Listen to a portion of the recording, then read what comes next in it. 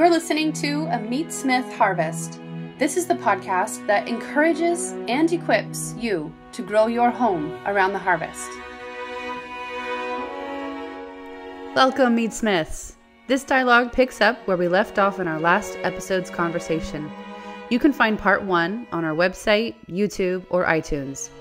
If the content resonates with you, please consider supporting our team by going to patreon.com/Meatsmith and donating a small monthly pledge. This goes directly toward more free media headed your way.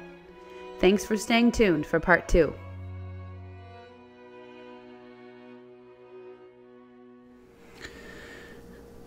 So how would you skin a goat different from a sheep, or let's say even like a hair sheep from a wool sheep? Is there... Not really. Yeah, the main challenge with hair, it's a challenge with everything. One of the main challenges with all haired animals is keeping the hair off the meat. Yeah. And I think the key trick to that is to realize what the nefarious agent is that introduces hair to meat. Mm-hmm. And it is almost 99% of the time, always your hand. Yourself, It's yeah. you. Mm-hmm. And so I have developed a habit whereby I don't touch the flesh. You know, there's the fisting. I have my clean knife hand. And I keep it clean for 2 reasons. One, it's the arm I'm going to fist with. So I rinse it off all the way past my elbow. Because you always get muck there. Mm-hmm. And so I rinse it all the way off before I fist, and then I go in. The other reason I keep it clean is because I want my knife handle to never be coated in grease. Oh, right. It's horrible. I want this to be a dry connection. Yeah. So I have good grip on my knife. Yeah. And so I have one hand that's just meticulous. Mm-hmm. It's immaculate. It's clean. So I never touch the meat with my fingers on that hand, but I will do the fisting with it. Mm-hmm. The other hand, my non-knife hand, is the hand with which I grab muddy, shitty hide, bloody hide. I'll grab the head as I'm cutting the head off, and so this arm and hand is just the one that gets filthy and dirty, and I never touch the flesh with this hand. Right. And the only real, the tricky thing in the order of business is the only time you're really tempted to touch the carcass with your bare hands, which you ought to never do. You can touch the hided carcass. Move the animal around while it's got the hide on, but not after you've skinned a portion of it. Never touch that portion. And the only time you're tempted to do that is if you need to move the carcass. And so you just have to have some forethought and think ahead. And really the only time you're tempted to move it is to get it on the gambrel, is to hang it. And you can hang it from the front or the back legs, depending on how you want to skin. And so that's just the part where you have to plan ahead a little bit. And for me, what does that mean? I hang from the back, is how I've always done it. And I expose the tendons, the Achilles tendons, through which the hooks of the gambrel will pass and hang the whole carcass. And so there's that moment where I need to aim the hook into the Achilles tendon. And that's in the classes, at least, when people are tempted, you just grab the leg that you just skinned and you shove it on the hook.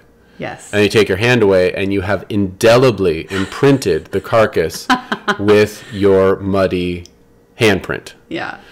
And it's because it's not a skin. You've skinned it, right? It's the fatty fascia flesh. Yeah. It's on. It's there. It's never coming off. Yeah. You can hose it all day. It's not coming off. It's stuck. Yeah. It's in there.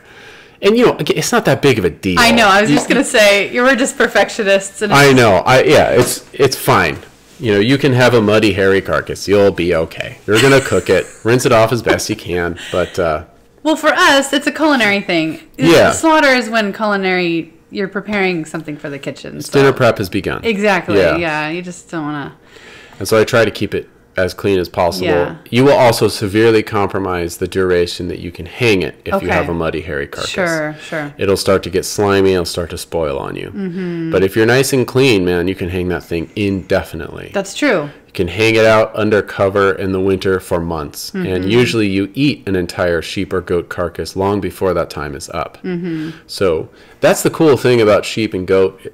Sheep hang better because they have more subcutaneous fat to prevent them from drying out too much. Goat don't quite have that, so I'll say sheep. Is they're small enough that you can eat the whole animal fresh without ever freezing it. Right. If you're in the unique spots in the northern hemisphere where you have a refrigerator outside for several months, like we do, like we're kind of ideal for this. If you can hang it out of rain and out of reach of critters, you just hang that carcass and cut meat off of it. And that way you'll be in fresh, not previously frozen, but fresh lamb for several weeks. And you'll get through the whole carcass long before any signs of spoilage. And fortunately, when it comes to hanging them, spoilage is obvious. You will know. You will not have any doubts. It will stink. Before it stinks, though, it'll give you a green slime. And this green slime is like this harbinger of doom. Doesn't mean doom has come. It means that your lamb is still good. Like, you should probably just cook it up, you know. Yeah. Make a big pot of it. Cook more than you need. Confit it all, you know. And then you can dip into that. Store it in a cooked form. But the green slime, if you touch it and it's slimy and it's slick, it's a spoilage bacteria. It's not a pathogen. It's not going to make you sick. But it's an indication that it's moist enough, it's humid enough, stuff is going to start growing. This thing's going to spoil soon. So you should probably get to it. Get to your lamb eating.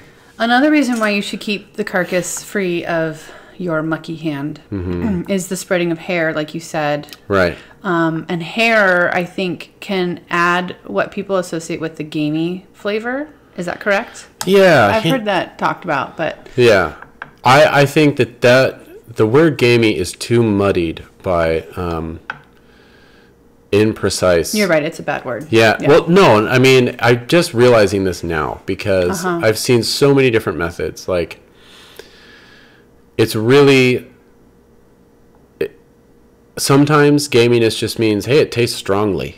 It's like, well, good, right? Yeah. I mean, that's what you want. Yes. You know, it's powerful, it's delicious. Yeah. Like people say mutton is gamey, but it's like, no, it's just really good. It's just lamby. It tastes of sheep. Yeah. Unmistakably. And then, you know, the exception would be like I have had venison that I think could rightly be called gamey in the negative sense of the word. And that was... could have been due to two things, but I think it was lactic acid. And so in a hunt, you can shoot a deer, right? And if it's not dropping instantly, which is kind of rare, it'll run for a while in a state of high stress. And if that deer is genetically predisposed to a certain kind of stress, namely releasing buckets of lactic acid into its flesh, especially in the tenderloin area, you will taste some major honky, funky game. Okay. And you know, it was years ago that I had it. I wouldn't be surprised if I tried it now. I'd be like, it's kind of nice. Yeah. You know?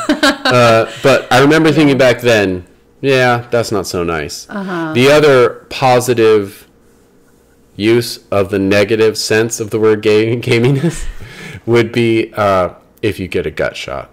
And you spill ruminant all over the inside of the carcass. Yes. And you know, you drag it through mud and dirt, which I've definitely had deer that way. And it's like, well, your yield's going to be very tiny. That can make it gamey. Okay. So just keep your carcass clean. Keep it clean. Yeah. For aging, for prettiness. It is altogether fitting and proper that you should keep it clean. Yeah. Yeah. Well, okay, so let's talk about, do we have time? I think we have time. Let's talk about, sheep and goat. Yeah. There's not a whole lot of difference. Right, there's not. The only thing is goat are 90% of the time very lean. You will come across very rarely a few very fatty pet type goats. Okay. But usually they have almost no subcutaneous fat. Okay. That's more of a lamb thing. Okay. Goats run leaner. Interesting. I didn't know that. But the method is the same. The seam is the same. Stay on the outside of the fell. Same thing with deer. Identical. Stay on the outside of the fell. That flanky muscle. Tugging and pulling.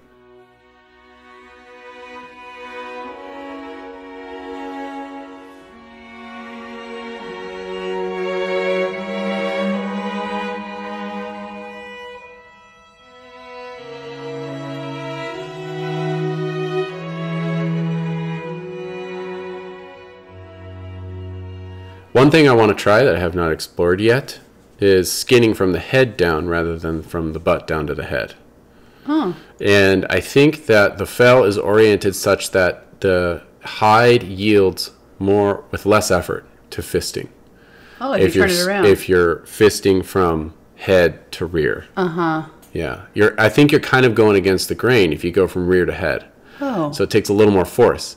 And that's not a small thing. I notice in my classes, like it is such a tactile thing that comes with experience that I can fist without even thinking about it, you know. Sometimes it's hard.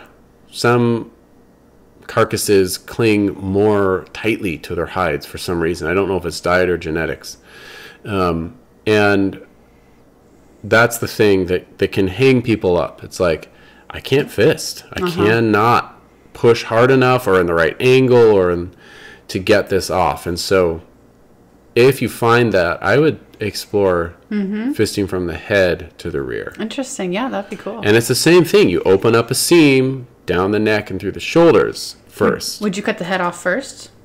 I would try to get it out probably first. See, I have to do it first to know exactly what I would do. But I would get it out of the way first because having a lolling, blood-dripping, hairy, dirty head is just going to completely make the carcass filthy. Yeah. And so, I'd want to get that off pretty quick. Yeah.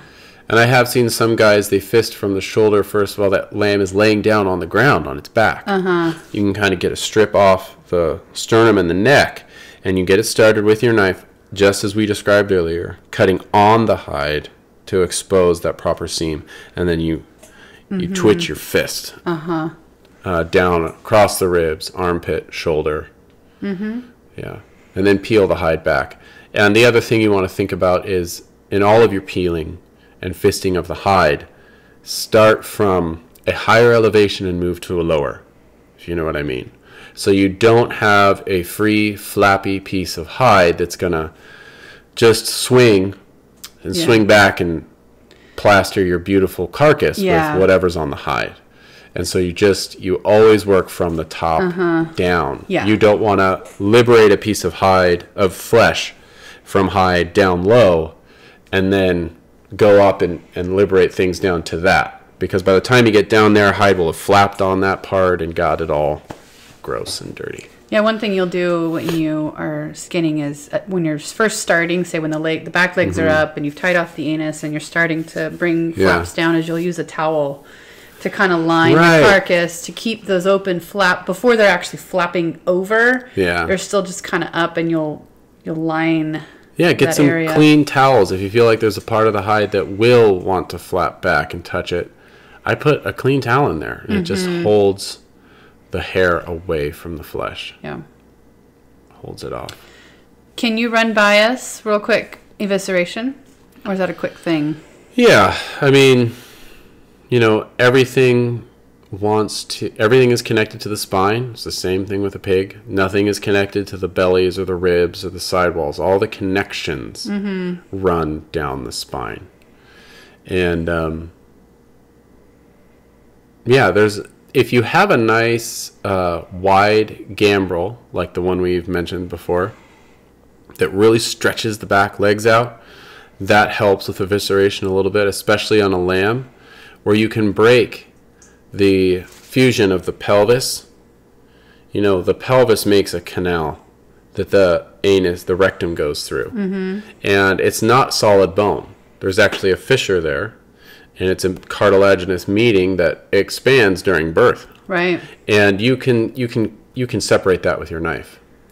Oh. And so you can actually, you stick your tip in and you kind of angle it down, you get some leverage, it'll pop. And the younger the animal is, the easier it will pop open.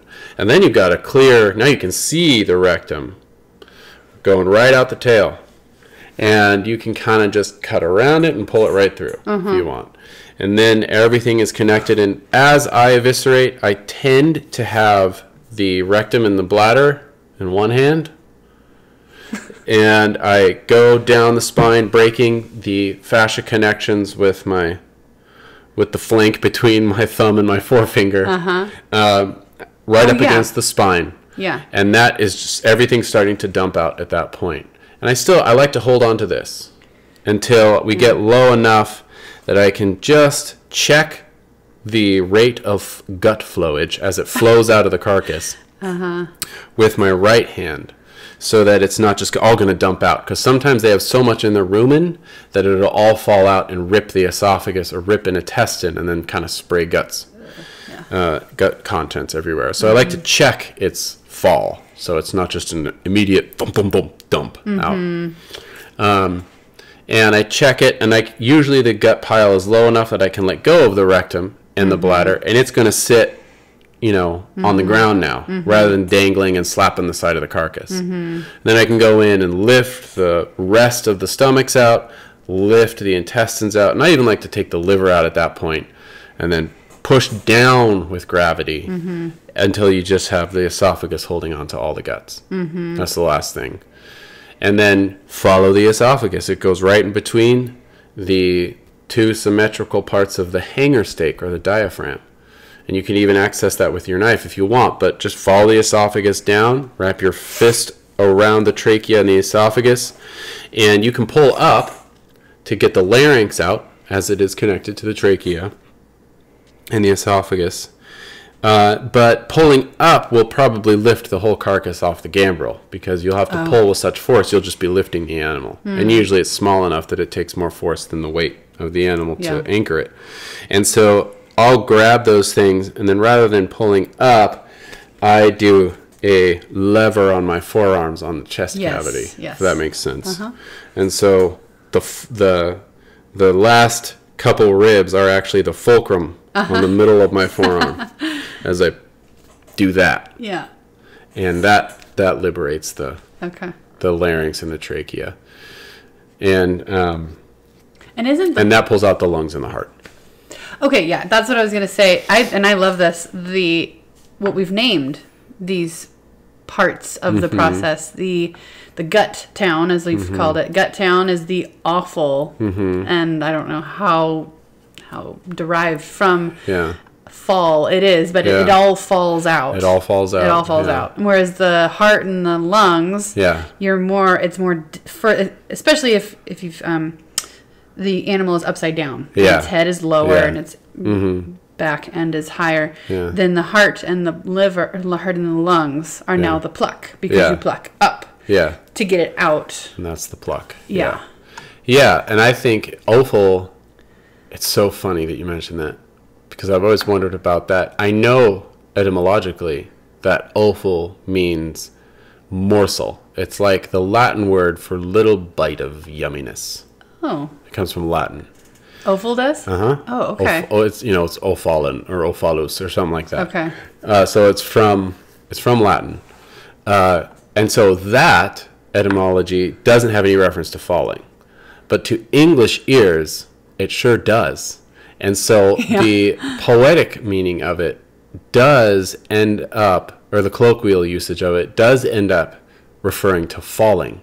Yeah. Like, so you'll even have, when they winnow or thresh grain, they'll have barley offal or wheat offal, which is what falls through and the barley stays, you know. And so it definitely has a falling. Yeah. That meaning has slapped itself onto the original Latin word.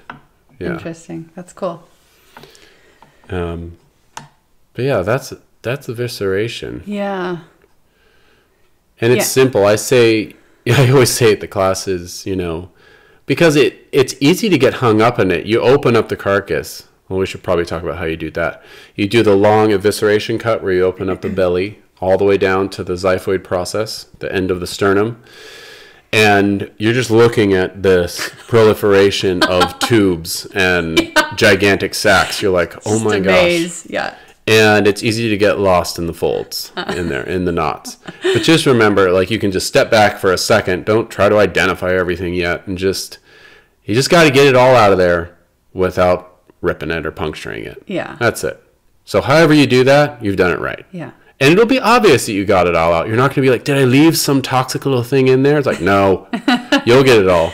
It's going to be obvious. Yeah. And if you manage to do that with a spoon while standing on your head, you've done it right. Yeah. You got it all out. Yeah. Just get it out. Don't puncture. Don't rip.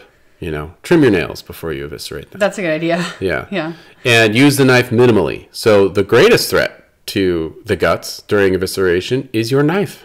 Yes. You're going to cut them. Yeah.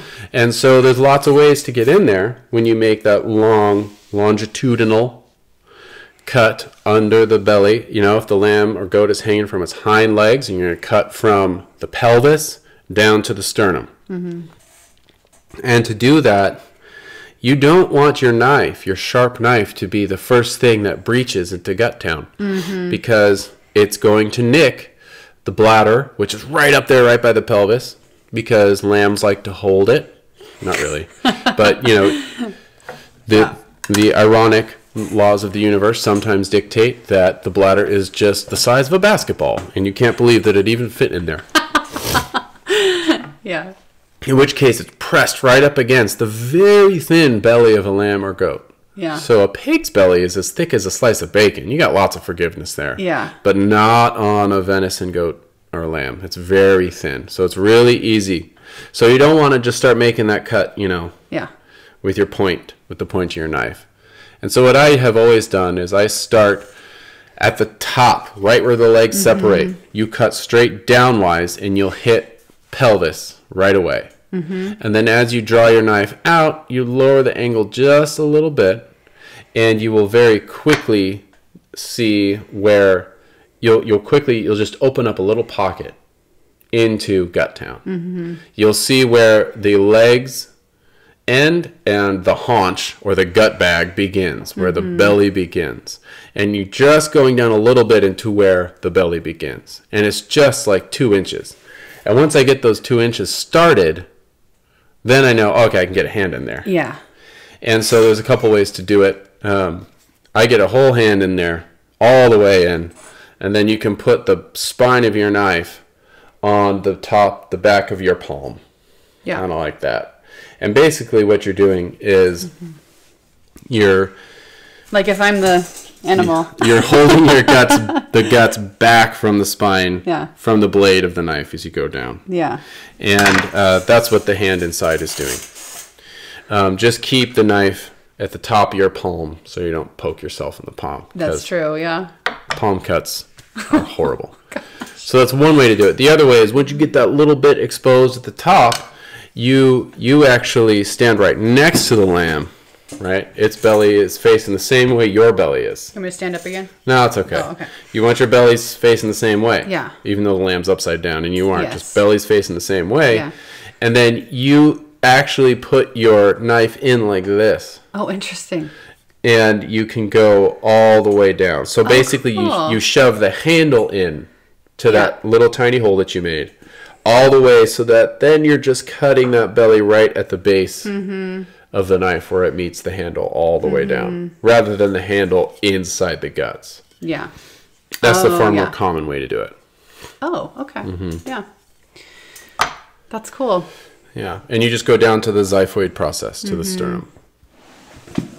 And once you've done all this, then there's no mistaking it as meat, as culinarily, like it's not an animal anymore. Right. It can fit in the kitchen now. People start, and people are like, whoa, oh, that, then the light bulbs go on and they're like, oh, that's it. It looks simple once they've seen it done, because then they're looking at, oh, that's like a rib chop right there. And that must be, like the loin roast or a shoulder or there's the leg of lamb, they get all excited because they see it as something. It's transformed now. Yeah. Yeah.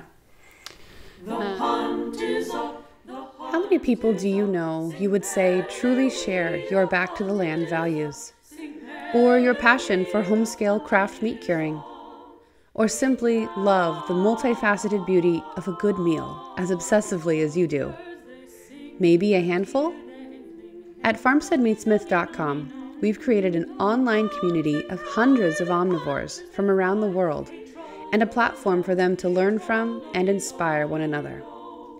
In addition to our major semi-annual hands-on educational event, The Family Pig, here at our Pacific Northwest homestead, over at farmsteadmeatsmith.com, we host a purely digital membership program with an archive of film and textual resources years deep now, for you to dive deeper into your food journey with.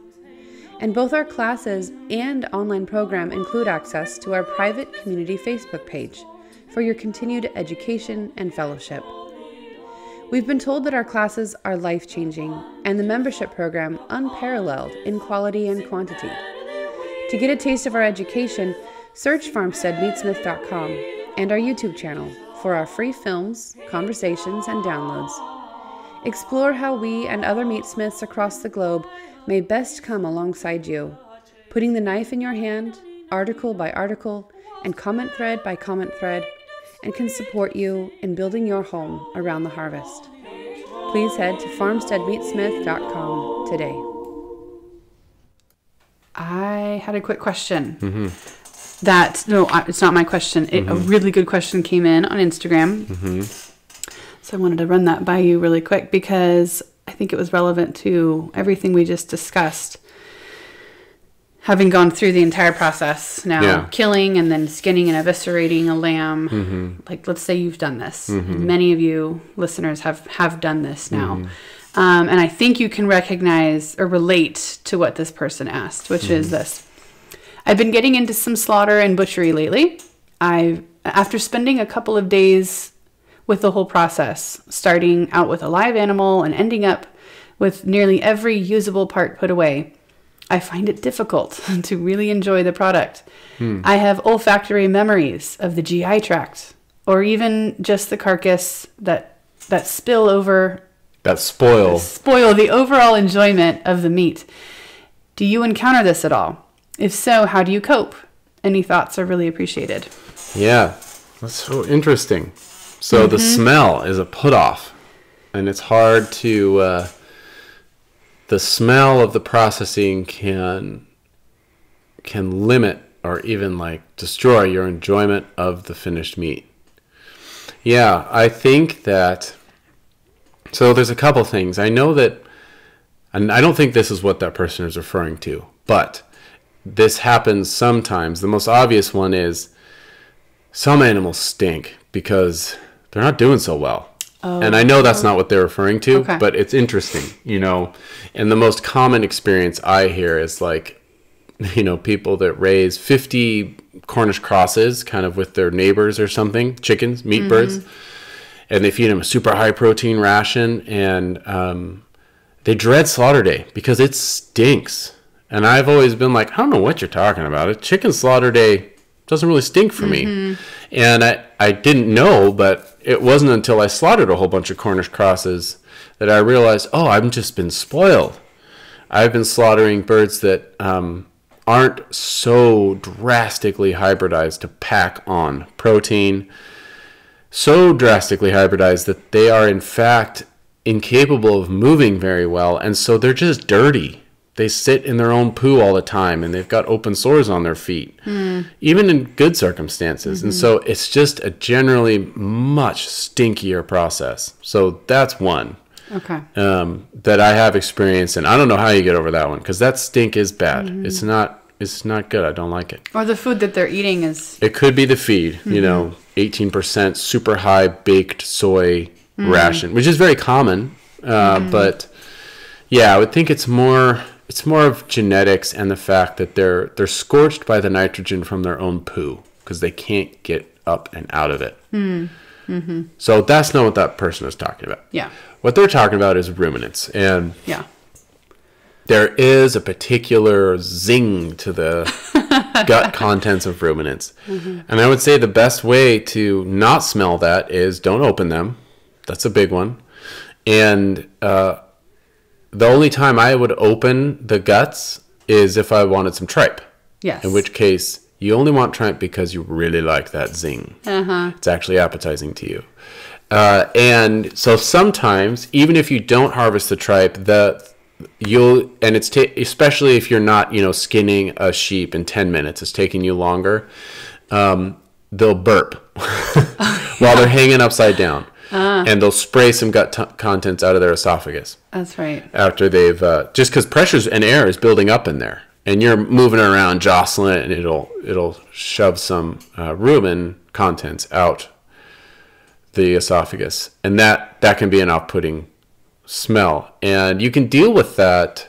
If it is, really it's super off-putting, you want to deal with it, you would have to do that beforehand. And there is an implement for that. It's called a weazened rod. I've never used it, but I have friends who do, and it seems like they use it on beef, but I think it should work on lamb. Maybe you could rig up a smaller one for lamb or goat. But you could look up a beef weazened rod in any case and maybe make your own that's smaller. And it's just a simple thing. It's a little rod that allows you to grab the esophagus. And you could do this right after you cut the head off. The animal's laying on the ground, the sheep or the goat. And you go in there at the neck where you cut the head off, and you can find the esophagus. It's not that hard. Free up a little bit. It's a muscular tube. It's red. It has muscle on it. Soft tissue, muscle, something. And you free it up so you can grab the end of it. And then the reason rod is basically a metal rod that's got a curl at the end of it. And that curl fits right on the esophagus. And then you run that weazened rod all the way up basically into the gut cavity. And you're breaking the fascia that's holding the esophagus. You're really loosening it up from the sidewalls of the neck and its connection to the trachea.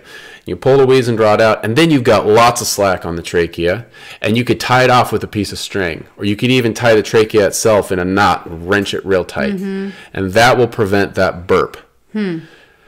All of that to say that that's only if the stench that you're being put off by is the gut contents, which when I think of harvesting ruminants, that is the most potent stench. Like puncturing. You're talking about piercing and puncturing and opening up the actual stomach, the actual intestines. Yeah, the partially digested grass. Yeah, that's not so good. That's got a major stench to it. Now, I don't know. Me personally, my appetite is stimulated by that smell. Yeah, now it is. Yeah, and I would say it's only... So sick animals always stink. So I have, I guess it's just euthanized a couple of super old sheep and tried to harvest them. And it's like, it's so bad. So it does help to develop there's a smellscape. And I know this is not necessarily what they're talking about, but death has a smell. And it is not the smell of gut contents. It's much worse. Like if an animal is actually dying and they're on their way out. They're sick. It's a 15-year-old ewe and she can't walk anymore. You open up that animal and it's like, wow, that's a whole new level of rank that it's absolutely inedible. I think we've talked about that before. Yeah, we have. It's really bad. Death is not funk, right? I'll take skunk. I'll take skunkiness and funkiness. I love that, like a stinky cheese. Death doesn't smell like that. It's totally different. It's horrible. So, and I link that with ill health, Poor health, I think, would stink that way too. Really, I think ultimately the way to deal with that is maybe to just keep doing it. That's what I was going to say. Yeah. Embrace it. And it's not just like grit your teeth and bear it. I think it actually has some scientific backup. Like you can kind of change your experience by exposure. You can change the way you feel about that smell through exposure. And the more you associate that smell with wonderful lammy meals, even if you might be put off by them in the moment, like I think you'll get over it, honestly. It's just like anything else we do as humans, habit changes everything. Yeah. It's an acquired taste. Yeah. And that's okay. Yeah. And it's okay that you don't like it right away. Yeah. Don't Why would you? Don't judge yourself. It's so unfamiliar. Yeah. And I get that. I don't think I've noticed that at classes. Pigs are mild in their gut aromas for some reason. Yeah. There's no fermentation going on in there, so it's not really an issue with pigs. But I have experienced people who, I guess mainly with poultry, just what I've already said, that they're put off of eating the chickens they have slaughtered because they can't handle the smell. Yeah, and smell is so closely tied to your enjoyment of flavor.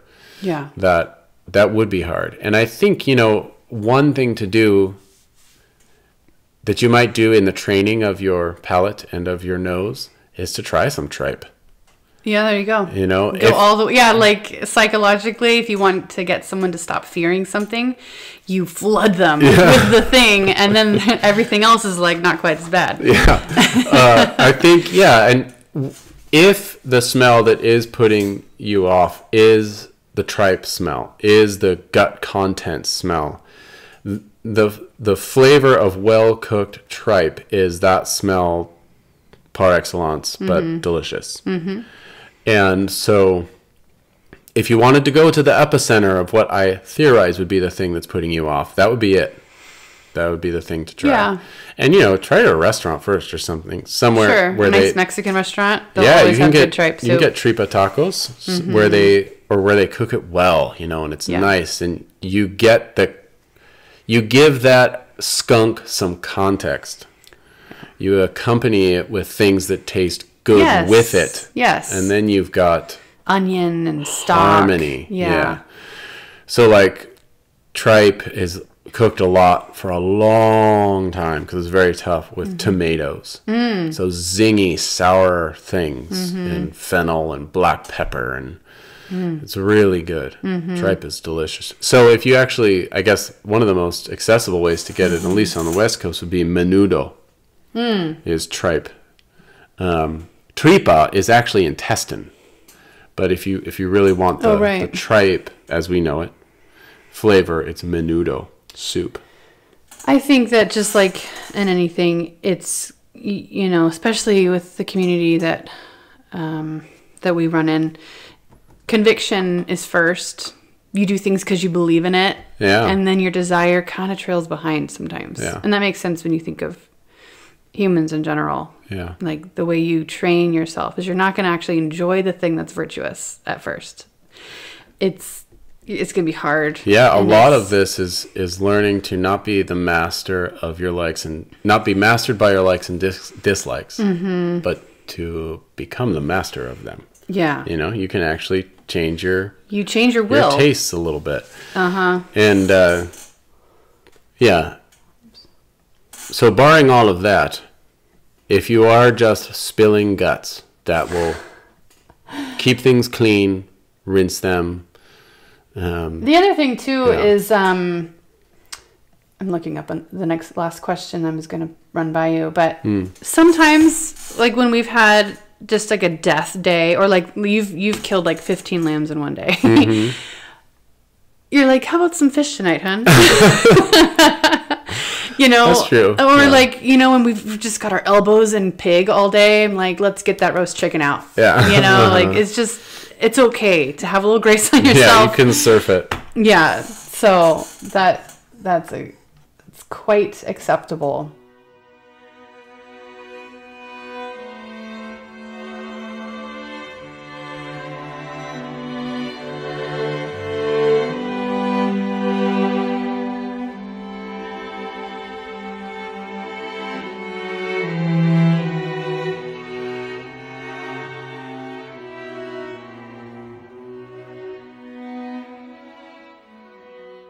Okay, I had one last question.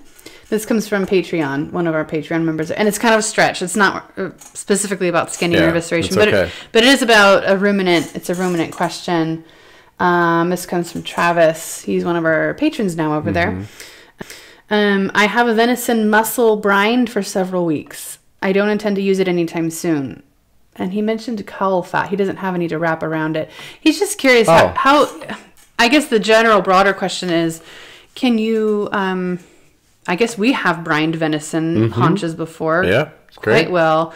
But would you hang them like you would a pig prosciutto? Or how could you cure ruminant Certainly flesh? can, yeah. I would say, I wanted to mention too, right before we move on. Okay, sorry. No, it's good. Keep it on the screen. Okay. But I was just thinking of the last question also, that if I were to investigate this further, I'd want to know what they're eating, what the lamb are eating. Because that wasn't necessarily a lamb. Oh, okay. You just said animal. Okay. So it might have been not sure pork. what it was. Yeah. I would like to see what they're eating, because some things, especially if you're doing the good work of, scrounging free food, sometimes it can be pungent. It can really alter the flavor. Like okara is a product that is a byproduct of the soy tofu making process.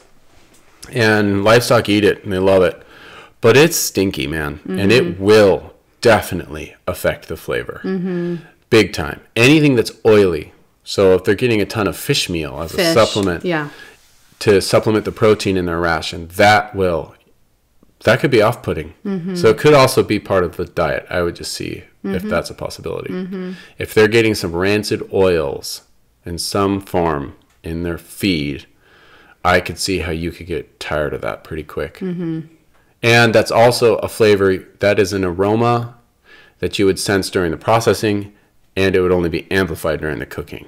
Yes. And you probably would not be into that. So I would investigate that further. One more thing real quick. We've gotten to the point where we actually crave the more flavorful cuts of meat. Like that, you would say that the hanger steak in particular, it's sitting in the guts. So it's the most flavorful meat that actually tastes of this interior essence of the beast. Yeah, where the guts are, and you crave it now. I mean, it's so delicious now. Yeah. So just hang in there and keep doing what you're doing. Yeah. And just like wine or anything, like you don't like it at first. Yeah, there's nothing like processing animals to expand the horizons of your smellscapes. Like you'll just expand your taste. We keep telling our kids, because they're like, I don't like fill in the blank. They complain about a meal, right? After we've labored in the blackout, to create this amazing soup. Because we cook every meal, breakfast, lunch, and dinner. Yeah. And then they whine. Sorry, I'm a little hopped up about this right now. Well, what's been our go-to answer? You're wrong. Dad, I don't like this. No, Simon, you're wrong. Yeah, you're 5. You're 5. You're objectively in error at this moment. Yeah. But that's just our... Well, and then they kick it back to us, like, Mom, you don't like olives. Oh, So I'm like, actually, if I invested a month into olives, I might like olives, but I don't want to invest that right now. So it's like the one food I can't get over. And I've had to, taste my own medicine, and that's fine. Yeah. But that means that they have to you can't just eat bananas all day, Yeah, right. Yeah. Because they're born with an unschooled taste. Yeah. And I know they've got more taste buds than we do, but they also have a lot less discipline. And so it's like blueberries all day. That would be good. They'd be fine with that. Yeah. And well, what do you feed your baby right off the bat? Oh my gosh. Bananas and like potatoes. Yeah. Mild. Like either sweet or no taste at all. Yeah. Okay, so the venison muscle that has been brined for several weeks, I don't intend to use it anytime soon. I haven't a caul or cowl to wrap it in. Can I just hang it? Yeah, so it sounds like he wants to preserve it. Yes. And maybe what he means by cowl or caul is a bung that you would put it in, which is the cecum of a beef cow, which is big enough to accommodate a big muscle, and that's how copa is aged after being salt cured or brined. So yes, you can hang it without that. If it's been in the brine for several weeks, and the brine isn't ropey yet, which there's no indication of that, then it's probably a real salty brine, which is good. That's like a storage brine. That also means that the meat's going to be real salty. And especially because it's lean, being venison, because it has more water. And the more water it has, the more capacity it has for drying salt within itself. And so if you just rinse it, dry it, and hang it, it'll be probably too salty for your taste. You'll get salt rust all on the outside of it. Big past jerky. Yeah. But yeah, I mean, you could still use it. You would use like a really stout cheese grater, and you could grate it on top of salads and stuff, or use it as venison flavored salt, basically. Or in soup. Yeah, or in soup. So it's never lost if it's oversalted. If you wanted to mitigate the saltiness, you could soak it in fresh water without any salt content, and that would cut it back a little bit. Then you are starting to compromise whether or not it can hang. It would probably still be fine hanging after, a couple hours of a soak, maybe a night of soaking, especially since it's winter. But you reduce its ability to hang the longer you soak it, because you're reducing its salinity and you're introducing water that is not bound by salt ions. But I do it all the time. I've done that before. I've soaked it and then hung it with no problems. Fortunately, the problems are obvious. You're not going to be guessing about them. It will be slimy and stinky and starting to spoil. And you're not going to accidentally eat it in that state. You could soak it and hang it. You could also just leave it in the brine as your place of storage. And it's a venison haunch. Is that what he said? Yeah. Is it the word he used? So it's the back leg. Venison muscle. Oh, that was the thing. I caught him on that. I said, yeah, can you tell me what whole muscle it is? Because I assumed it was a haunch, but... Okay. Yeah, actually top round. He said top round. Top round. Okay, so it's a big boneless piece of venison. Yeah, so that's a nice sizable piece. So if it were me, and you really wanted to hang it and carve off of it, I would soak it in fresh water for a little bit, dry it really well, and then hang it in a place that's pretty dry-ish. It can even be warm. That's okay. The key is dry. Airflow. Yeah, and low humidity. Low humidity. Yeah. Okay. When you're hanging it initially, and so like 70% would be fine, 70 to 75 or something if I were to guess. And then after several weeks at that state, you could move it to a more convenient place at a higher humidity, or at a humidity that ranges all over the place. It'll be more stable. And then you could let it hang for a year, and then you could do thin slices off of that thing if you wanted. You will, so that's an option. Whenever I hear about venison top round in a brine, I think of cooking it up. Right away. Yeah. But he says just put a hook through it and hang it for several weeks. Yeah, I think people are mystified by the hanging process. Yeah, I wouldn't, if it's a boneless piece of meat, I wouldn't hang it. I would just do some twine action. Yeah. Get some butcher twine. You mean you wouldn't hook it? I wouldn't hook it. Yeah. You could. It'd probably work fine. But if you introduce a hole, you might get a little spoilage. You know, it might, it's a risk. So I would just twine it up.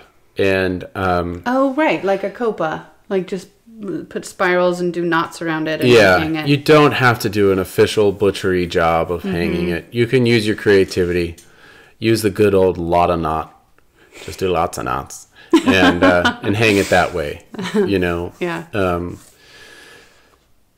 That way you're wrapping twine around it rather than through it. Yes. And making a hole where mold will definitely grow. And it probably wouldn't be, the mold isn't bad, but it's an indication that moisture would be trapped in there. And the more moisture there is, the more likely it is to spoil.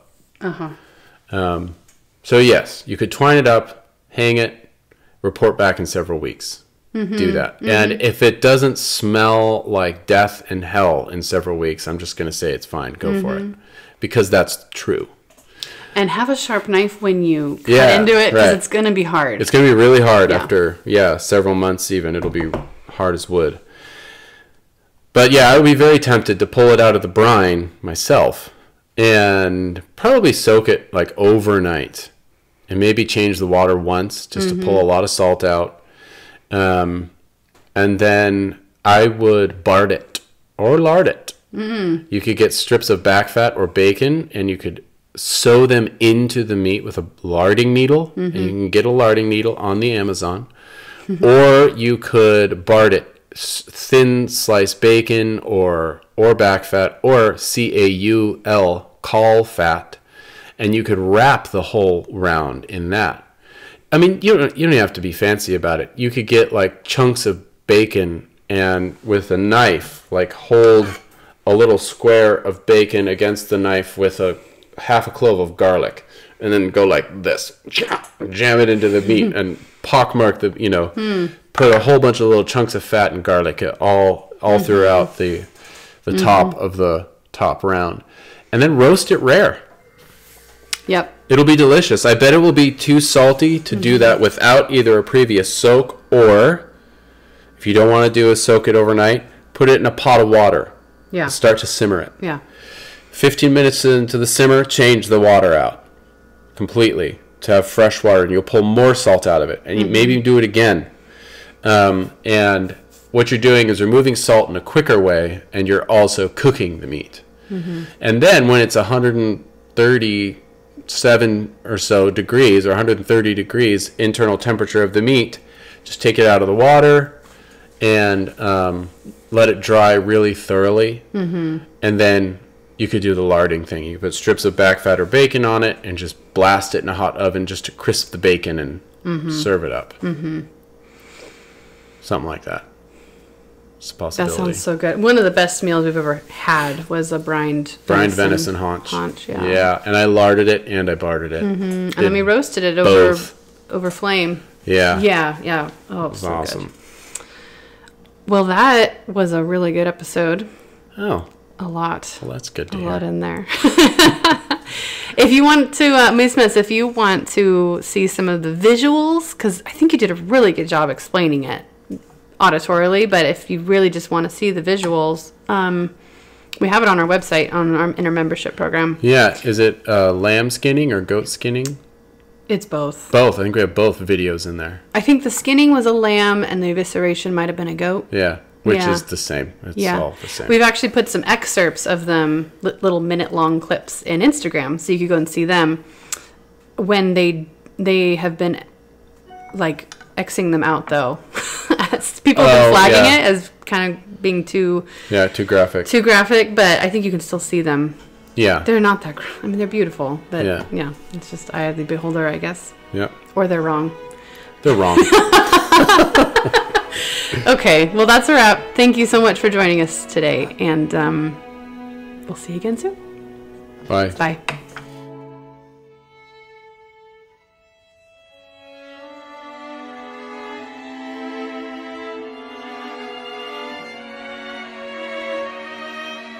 You can receive updates on all our brand new content as it's released by signing up for our email newsletter.